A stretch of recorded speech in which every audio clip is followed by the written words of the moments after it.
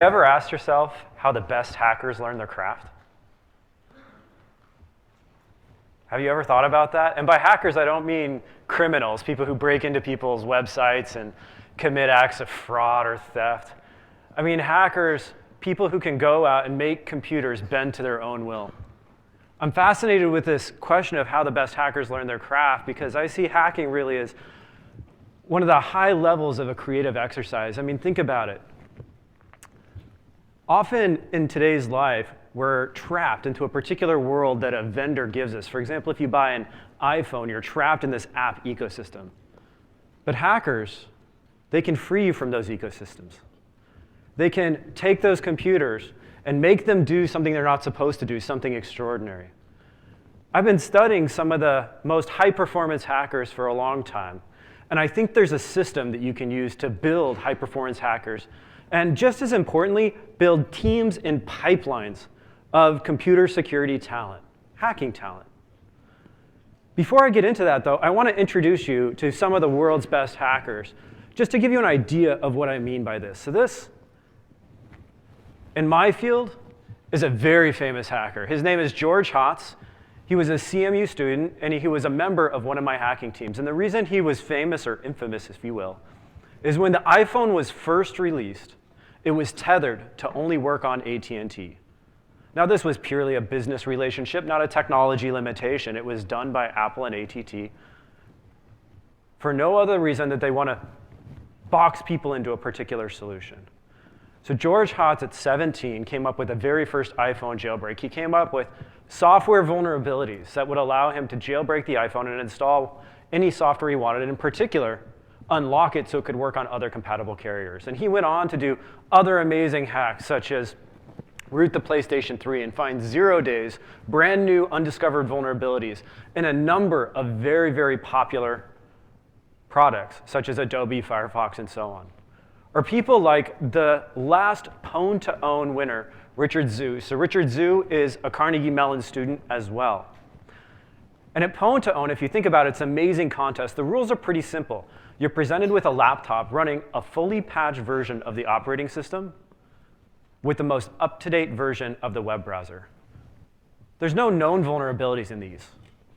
This is the best at that time that large companies like Microsoft, Apple, and Google can build. So you're presented this laptop, and your goal is to break into it. So you sit down, you use your years of training and expertise to come up with new 0 days, and then you demonstrate them by showing that you can get into that computer and have persistence. You can also make a lot of money doing this. It's not uncommon for people to make hundreds of thousands of dollars when they find those new 0 days, because it's a creative exercise, and when they find those 0 days, they turn them over to vendors so the vendors can patch their products and make them better. So the subject of this talk today is what makes someone like Richard or George tick? How did they get to that level? And I want to start a conversation of this because I see hacking as a sport, something that we need to start building training and curriculum around to get to those higher levels. So at Carnegie Mellon, I'm a professor, and I run a competitive hacking team across the world, Korea, Russia, and in the US. They're competitive hacking contests where teams of hackers battle in full spectrum combat. These are on closed networks, it's not the open internet, set up by hackers for hackers. And the name of our team is the Plaid Parliament of Honing. It's been the #1 US competitive hacking team since 2011, the #1 overall in the world 3 of the past 7 years, and it has won 4 of the past 5 DEF CONs. And DEF CON, if you've ever been to it, if you go to where the hackers are, is the Super Bowl of hacking. It's where people like George and Richard compete against other at their same caliber to see who can break into others and who has the best defense. So in this talk, I wanted to cover some of the lessons that we've learned and some of the thoughts that we have about how we use and how many of the experts, people like George and Richard, use games called Capture the Flag contests to really master their skills. And the reason I think that this is important is sometimes when I look at industry solutions, they're a little bit different than how the top hackers I know went and built up their skill set. I also want to talk about how these hacking competitions, these Capture the Flag contests, help gamify learning about computer security, how it makes it fun. And then I want to also talk about what it takes when you get to that top level to become a hacker and how to continue building a top-ranking team. But I think there's a message in how we set up the system, which is how do you build a pipeline of hackers? So at Carnegie Mellon University, since 2011, we've been the top US team. We also have, if people work hard, turnover every 4 years where those undergraduates graduate. And so we had to set up a system where we expect people to leave our team every 4 years and to be able to refresh it with the same level of talent that we've enjoyed in the past. And so I'll talk about how we do that, because I think in industry we all face challenges of recruiting and getting that top-notch talent. So first, let's talk a little bit about what a CTF is. How many people here have played any sort of capture the flag contest? A large number, but not everyone. So CTF contests are not the physical running around on a football field contest. They're the digital equivalent of it, where we give people a basic challenge, or a challenge, and their goal is to solve that challenge. And the way we know they solve the challenge is they're able to provide a flag, which is just a text token that shows that they could figure out the solution. So this is a beginner CTF challenge. And if you read through it, there's a little bit of a story here about a robot trying to get home and it can't boot up. And when the robot doesn't boot up, there's an error message. And then it says, what's the flag? So what we do is we start challenging people to think, how can you solve this sort of problem? Suppose you had an error message on your screen. How would you go about solving it? Does anyone have any suggestions? Google! It's the basic thing you do. And so when we started building these contests, the first thing we had to do is start by introducing this notion that you're not confined to just the contest domain. You have to be able to Google. So if you simply Google for that error message, the first thing you'll find, the first hit, is that is a fat file system bug, fat file system error. Now, there's many other ways that you could figure this out, but this is by far the easiest. And once you see that, you enter the word fat in as the key, you hit enter, and you get points. This is the essence of computer security contests. Now, this is a very basic beginner question, but the idea that you present someone with a small challenge, they go and have to do research, figure out the solution. When they get the solution, they present you with the flag, is really the fundamental skill. Capture the flag contests come in several flavors. And I want to talk about the beginning flavor first, which is called Jeopardy-style CTF. Jeopardy-style CTFs start with a set of categories which represent what we would call hacking skills, things like cryptography, forensics, exploitation, and reverse engineering. And as you progress through the game, you get presented more and more difficult problems. So here there's a very explicit way to show the progression from a basic skill all the way to maybe a more advanced skill. But it can be gamified in many different ways. It doesn't just have to be a Jeopardy board. But the essence is, as you go through the contest, you're asked to solve a problem. And then you're given a problem that's just a little bit out of your reach, and you're given a hint on how to go about solving it. And you go and you do some research, you have trial and error, you figure out a way to solve it, you enter in the solution, and then you're given a little bit harder problem, and a little bit harder problem, and a little bit harder problem. And if you think about it, what we've done in Capture the Flag contest is really done with computer security, the same thing we do with any level of education. When you started out learning math, you started out learning basic arithmetic. And once you learned arithmetic, you learned trigonometry. Then you learned algebra. Then maybe you learn calculus. And then after you get your master's or PhD, then you're at the most highest creative levels of mathematics. But it takes someone setting up a pathway for you to get there. And that's what CTFs are about. It's setting up a pathway to get there, from the most basic to the most advanced. The second thing CTFs do is they end up gamifying this experience to make it interesting. Every year, we run a contest called Pico CTF. Pico CTF is a hacking contest geared at US high school students. And the way we run this contest is we have an interactive game where as a player runs around as part of a story, they interact with different objects and they're presented with different challenges, and those challenges represent incrementally harder and harder hacking concepts to master. And through this context of really taking micro steps to get up to mastery, and then putting that in a gamification, you can achieve amazing things. For example, when we look at the hackers that go through Pico CTF, which is geared at high school, they're often, by the end of that contest, doing very advanced tasks such as return-oriented programming or things that the NSA would say, yeah, that's a reasonable skill by taking this approach. So when you go about designing CTFs and you're trying to build a top-right hacker, I think there's 3 core principles to take into consideration. The first one is the core idea between CTFs is applied deliberate practice. Now, this is quite different than throwing someone into an arena, and I'm somewhat against hacking contests that start off with just throwing someone into an arena, because they haven't reached that step that they have a basic understanding of the techniques that it would take to succeed. So in CTFs, we give them challenge, and then another challenge, and another challenge, and you get familiarity, you get insight, you start to understand and get a feel for what you're doing in computer security. The second principle is autodidactic learning. In computer security, as in any field of computer science, things move far too fast for me to sit up here and pretend to be a master for which I impart all the knowledge in the world upon a student. Instead, we have to set up a system where when we give people a challenge, we let them go and do research themselves on how to go solve it, and then apply that research to a particular problem. And again, doing this in a sequence of steps. If you start with this idea that computer security is autodidactic, then what you end up with when people participate is this mindset that they don't know everything, but they can figure it out. Finally, and one of the things I love about hacking is to focus on creativity. And I'll talk more about that. But in essence, hacking is about making computers do something that they weren't intended to do.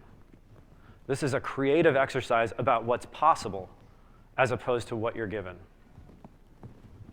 So if we go through these principles on applied deliberate practice, if someone said, how do you teach program exploitation? How do you get someone to the level where they're finding 0 days in Internet Explorer or Google Chrome? Well, if you think about it and take a very simple example, such as a buffer overflow, I can explain in a lecture very easily what a buffer overflow is. In fact, this audience, we can very easily explain that, well, the programmer allocated some space in a program, but a user can provide input that's greater than that space. You put too many things on the shelf collapses. And we can go into more technical explanations, but at the end of the day, those are lecture-based. They're me telling you how it works. And a recurring thing I found in the university is I'll get up and I'll spend my 90-minute lecture talking about this is how you do a buffer overflow, this is how you exploit a heap overflow or an integer overflow. All the students are sitting there going, yep, I get it, super easy. I understand it. And then you sit them down in front of a problem, and they're stumped. And that's because you have to provide a way of not just knowing the knowledge, not just understanding the technical high-level theory, but of applying that to practice. For example, if you're going to try to master buffer overflows, you have to think about how can I give people a problem where they have to determine what the real program buffer size is. It's not just this abstract. There is a program buffer size, but how do you identify it in program, the next program? How do you do it when you have source? How do you do it when you don't have source? Simple problems such as how do you create a long user input? In many buffer overflows, you're given something like 4K of input to a program that's very carefully constructed. You don't want to be sitting there on a keyboard typing 4,000 different characters individually. That's way too slow. So instead, you have to teach people how to use tools like Python just to generate user input. And it's really kind of interesting because, for example, at Carnegie Mellon, we get these people who are getting perfect scores on their math tests. They've already done computer science in high school, but they don't have an understanding of scripting tools. And so part of hacking is teaching them how to use these scripting tools to get where they want. How do you create specific attack inputs and then continuing to refine it? So I want to walk you through one CTF problem. So this is a CTF problem for 5 points, so it's considered fairly easy in our hacking contest, where at the end of the sequence, you want to know how big a buffer is. Now, many people, when they look at this program, really, the first reaction is, I have no idea what those instructions are saying. And when we're adults, often we get trapped into fear. If I don't understand it immediately, there's no way I can figure out. And part of what hacking contests are supposed to do is encourage people to go beyond that. So you'll notice in this particular thing, we've given some indicators. First, the point value. The point value indicates this shouldn't be that hard. Second, we've given people hints where if they go and click on the link, they can read about material related to this subject. And we're actually asking them to figure out how it's related to this question. We know it's related, and we're asking them to do it. And so this is where the autodidactic learning comes in. People have to go read the documents and then figure out how to apply it to that problem. At Carnegie Mellon, and far too often, people think of it as this Yoda-like relationship, which is not the case, where I am the master hacker. In fact, sometimes I feel a little bit like a phony when I get up here and I talk to people about hacking because I'm not the best hacker in the room by far. But in real life, I think that this is quite different. I think this is a romantic view that we get from movies. And in real life, it's much closer to autodidactic, where you have to have your students continually master. And the purpose of the teacher or the mentor is just to set up the guardrails, to think about, well, what's something that they haven't done yet that seems within reach? And maybe even I don't know how to do it, but I bet they can, and set up those sort of challenges. So as a real-life example, Richard Zhu, who ran Pwn to Own, had never hacked before in 2014. He started playing a high school hacking contest where he had only done math Olympiads before, and he came in second place nationally in this hacking contest. So he reads this. He, of course, knows very little about programming, if anything at all. He clicks on the link, and he starts going through it. For example, if you read through this link, you'll read things like, well, there's something here called funcname, and you read through it and say, that must be a function. And there's something called EBP that's going to be stored above it. I'm sorry, the return address that's going to be stored above it. You're going to see that the push statement adds 4 bytes for the buffer size. You're going to see that the sub allocates another hex 0x70 bytes. And you add it together. And you know what? The first time you solve this problem, you'll probably type in 78 and then realize that that's in hex and it's the wrong number. And so you have to have this persistence to continue to go back. And you realize, I did it in hex. Now I'm going to type it in decimal with a Google converter from hex to decimal. You type it in, and you get 116. So this is what Richard did. He did this throughout the contest. And he continued to learn. And now, just a few years later, he's at the top of his field. The last part is creative problem solving. As I said, hacking is about making a machine that no one expects is possible, doing things that no one has done before. So if the challenge is simply to wipe your face, this is the hacker solution. And this is a perfectly good solution. We shouldn't be judging it based upon how weird it looks. We should be judging it on, did it get the job done?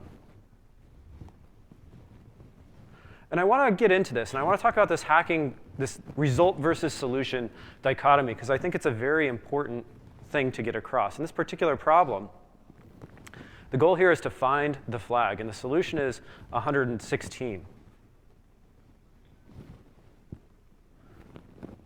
But if you think about it, that's how I say it, but that's not really what's happening. When I type in 116, that's the flag. That's how I know the user has a solution. A solution is actually the method they went about for coming up with 116. And so at CTFs, we end up checking the result of the solution, not how they went about creating the solution. So this may seem somewhat unintuitive, but it's extremely important to get across that when you're building these hacking contests, you're giving people freedom to explore different ways to get at the right flag, but you're not constraining them to a particular method.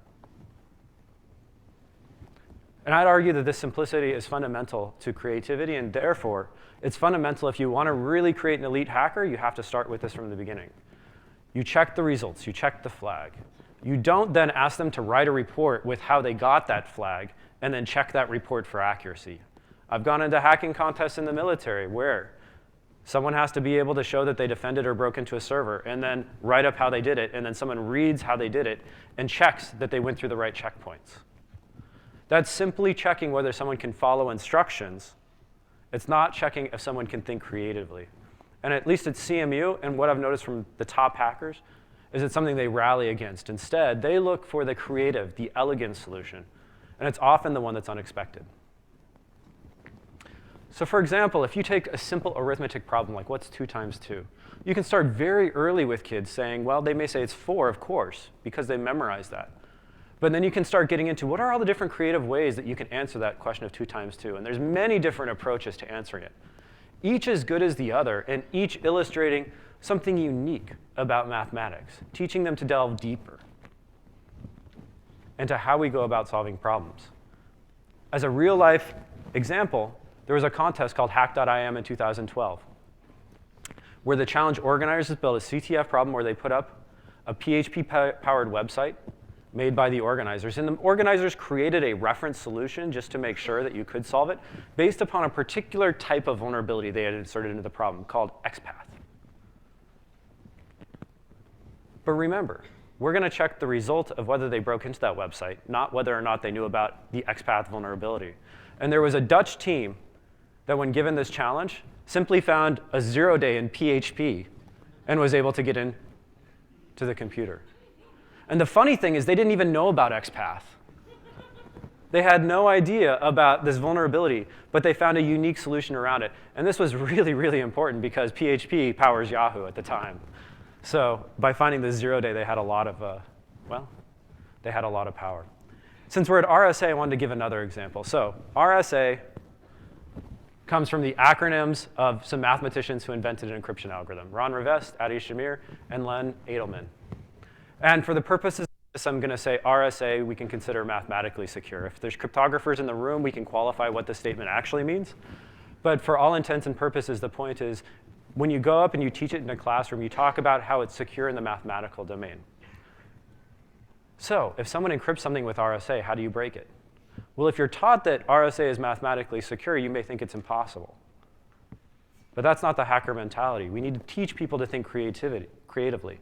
And one of the things hackers realized a number of years ago is it's not just about the crypto. It's not just about the math. It's about how it's implemented. And those cryptographic guarantees say nothing about the guarantee of how it's implemented. And so one of the more popular attacks that you can use against mathematically secure crypto algorithms, or something that's strongly secure, are things like timing attacks. So the way I describe timing attacks is, suppose my wife asks, do I look fat in this outfit? And then I hesitate.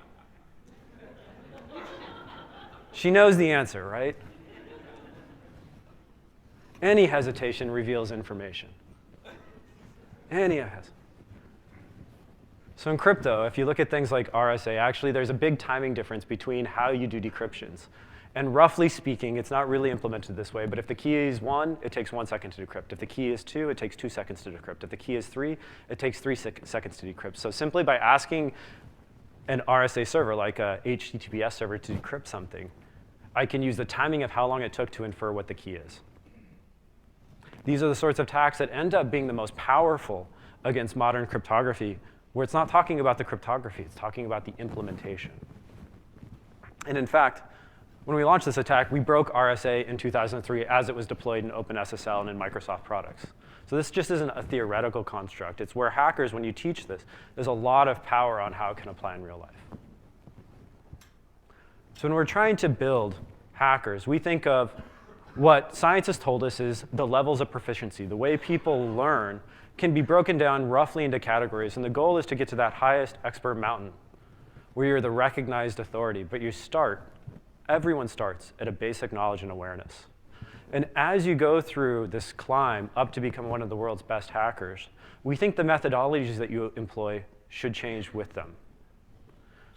So when we start off with someone who's just trying to get an awareness, or as a novice or an intermediate, we run Jeopardy-style CTFs because we're giving people small micro problems, and then we're asking them to come up with a creative solution, where the focus is on learning those fundamental skills, not on learning the art form of how to apply them more broadly speaking. When you get to that top level, you move beyond Jeopardy-style CTFs to attack-defense CTFs. An attack-defense CTF is one where you have teams. Every team sits down in front of their computer. And the goal is to exploit all the other teams on the network while protecting yourself against being exploited yourself. Now, the reason I say that you should leave these to the end is because what these hacking contests teach is not only skill, but strategy. For example, in these CTF contests, one strategy you have to employ is to go after the weakest. Now, you may think that's not friendly, but this is a game. The goal is to win, right? And if you were in a football game and you were on offense, you would go after things that you think the defense had the weakest players on. It's the same thing here. You get into creativity, and you get into new strategies such as if the computer on the very left exploits the computer on the very right, they've actually revealed information. Now the computer on the right has been exploited, but they now also have the exploit if they've been watching their network and can exploit the computer on the bottom. These are called reflection attacks. And if you look at top-notch attack defense contests, if you don't do reflection, if you don't steal from other people, if you don't learn as people attack how to attack others, you will never be in the top few teams. So the reason I put this up there, again, to repeat the point, often when you go to CTFs in industry, one of the questions you can ask yourself is this an attack defense? And if your team is already at the elite level, it's a great thing to do. But if they're using this as a way to teach beginners, often it's not, because the strategy techniques that you employ are quite different. And you can end up very quickly, if you're an inexperienced team, just being the one that everyone picks on. So at Carnegie Mellon, we're extremely interested first in growing the computer security field. We feel that currently we have a drought of computer security talent. And if you think about this from an economic standpoint, what you end up with potentially is a lemon market.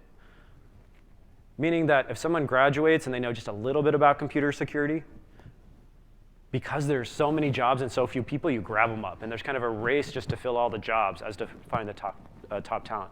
So if you look in the long term, what you have to do is grow the field. You have to have more people, they'll get more competitive, and the competency level will rise. As the competency level rises, computer security in general will get better.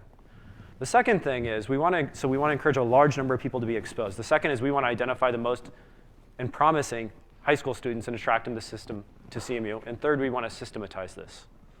And what I mean by systematize is not do it one-off, but create a repeatable process where we can hit a broad audience, identify the best, and bring them to CMU.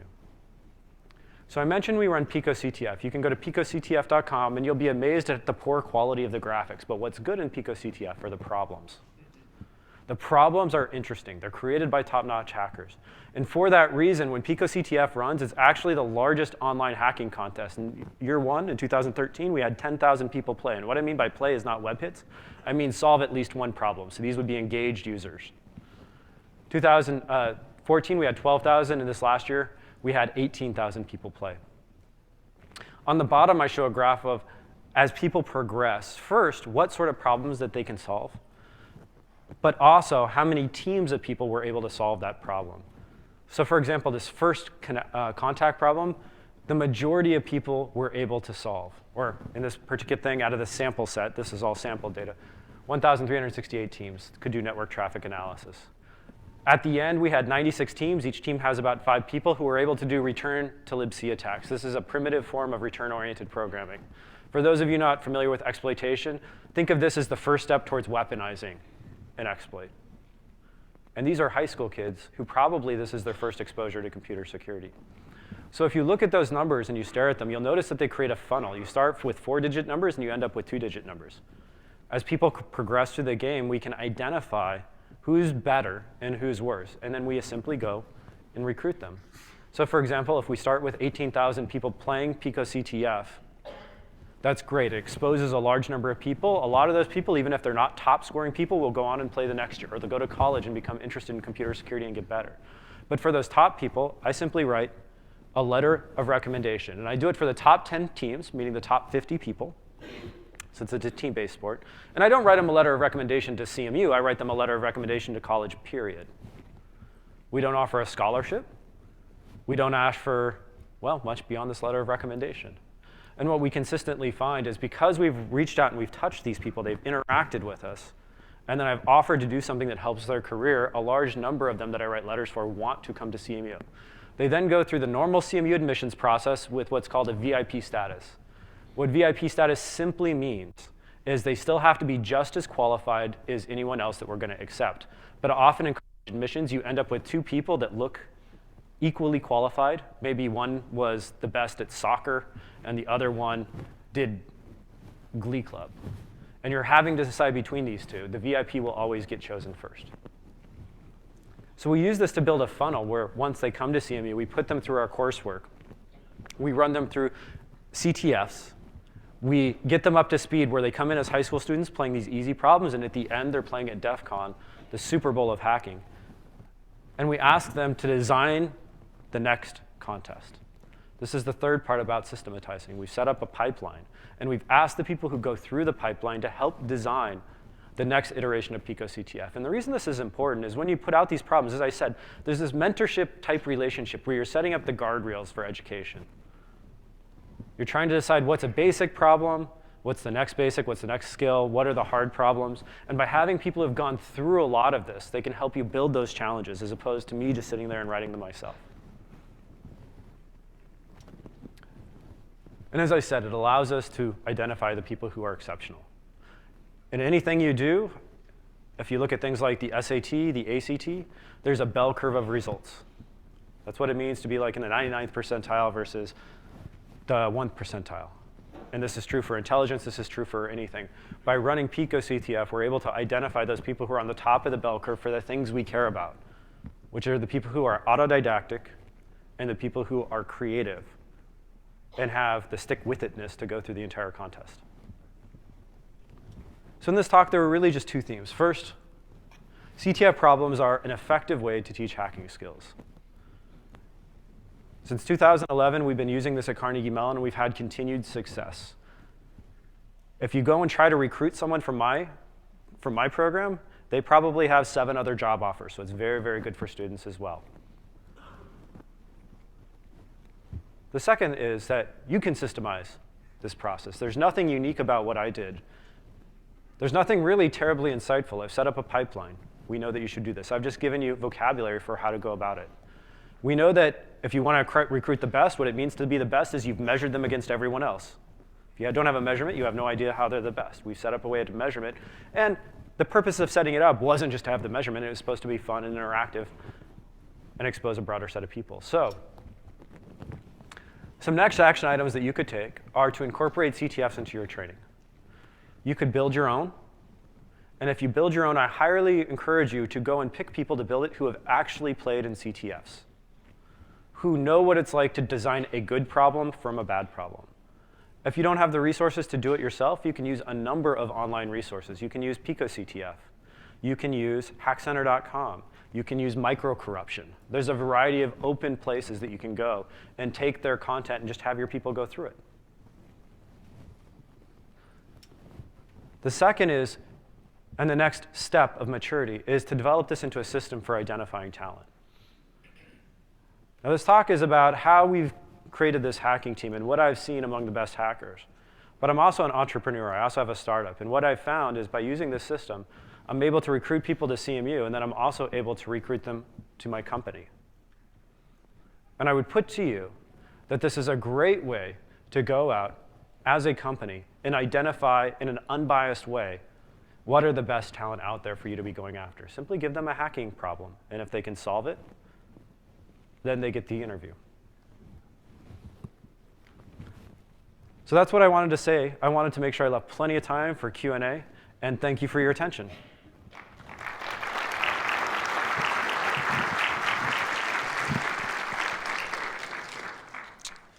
Thank you very much.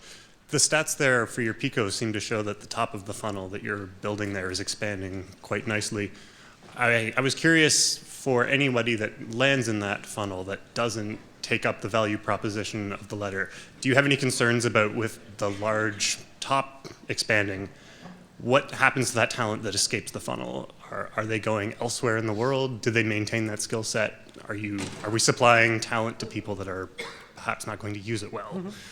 Well, I can tell you when we look at the people who don't come to CMU, which I think is the question, there's a large pipeline. First, one of our goals is just to get people excited about computer security. And so maybe they go into mathematics, they go into computer science, they go into AI or something else. But they at least have that first exposure of solving a few problems. So I'm not really worried about that. Some number of people go on and just play the contest the next year because they played as a sophomore and they're a senior. What I hope is happening is they get excited enough that they don't just come to CMU, even if that they don't have to come to CMU, but they go to college and explore computer security among their own curriculum. I know that there's a university in Florida who's taken this same approach, and they have become one of the big competitors in the CTF scene because they've been able to do it. So it's not just a CMU phenomenon. I think we see people moving to the other colleges. Hi, thanks for the talk. So I've played against PPP in many CTFs, including DEF CON, and one thing that you'll see at DEF CON is that they far outclass every other team, like quadruple the scores of the top Russian, Chinese, Korean teams. And I'm wondering how you're able, like, what do you attribute to that kind of gap? Because, I mean, presumably Chinese and Korean hackers have started at like 5 years old doing hacking. So I have many theories on this, but I want to see yours. So if you played at DEF CON, then our party line is we have secret tools. Okay. So how have we done it? So first, I think we've been very successful at recruiting people to do it. The second thing is we really do look at this creative approach, and throughout the CMU curriculum, when you're a sophomore at CMU, there's an entire course about how computers operate from bits all the way up to high-level programming languages. How do you write a memory manager? How do you write network servers? So at CMU, we don't just focus on how do you write in Java. We focus on kind of those core skills which align with hacking. So I think those are two of them. I think in some ways we're a little bit of a victim of our own success, or we're successful because we're successful.